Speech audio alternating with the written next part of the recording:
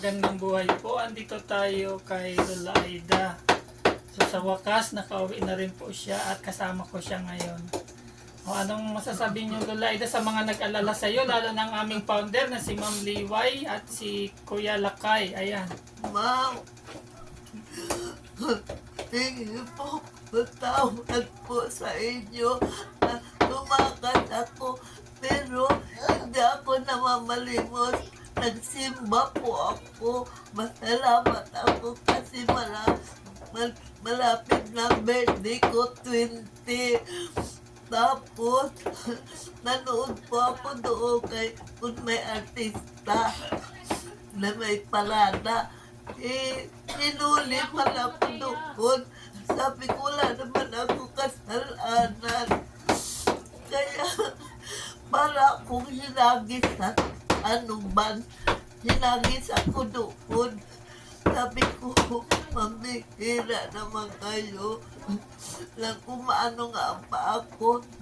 Ano nga ako, ma'am, sir, na naghihingi ako ka ng mga gamot.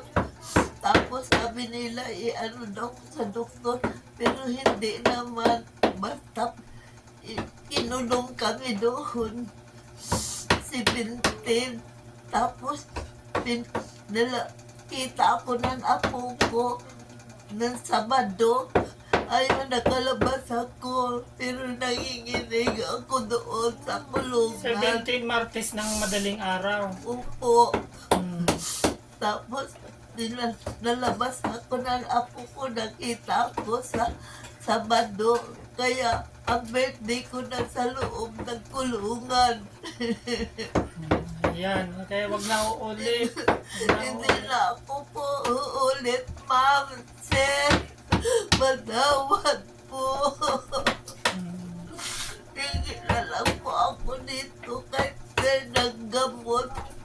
Para sa kidney po at magkain ko na biskwit.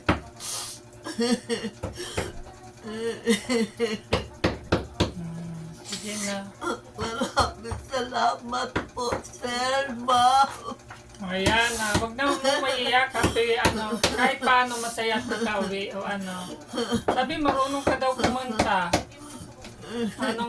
Anong gusto mong kantahin para sa kanila, para malibang naman sila. Sige nga, kantahan mo sila Lola Aida kahit kung isa lang. Kaya pa bang kumanta? Hindi na. Lalo na ako. Nasakot na ako. Nagkaroon ka na ng phobia. Sorry po. Basta sa birthday mo, magkanta-kanta tayo. Opo. Punta kami dito. Opo. Hindi, na lang. Pwede naman maganda ng late. Okay lang yan. Late, na lang tayo. Opo. Salamat po. Sa Miyerkules kasi wala akong pasok. Tayo lang dito. Huwag ka nang mag-imbita ng kung sino-sino. Tayo na lang. May meriendahan lang tayo. Kasi ayan, may nagpabot po ng tulong. Ayan kay Ate Perla, 1,000 para sa grocery yan. Worth of grocery, 1,000.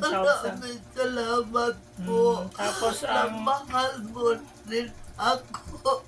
Tapos 2,000 para sa panghanda mo daw. Pero mababawasan natin yung pambili mo ng gamot, yung panghanda. Sabi mo nga, 5 banig ng kidney care. Tapos may grocery naman. So kung may matira, di may panggastos ka.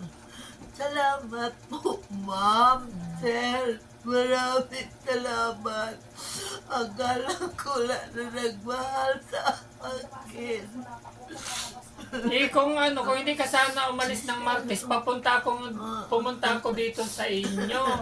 Hindi naman kita nakita.